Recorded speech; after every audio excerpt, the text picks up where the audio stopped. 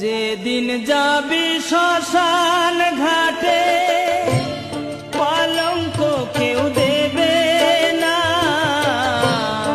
হিসাবের ফল শূন্য হবে, কিছুই যে তোর থাকবে না।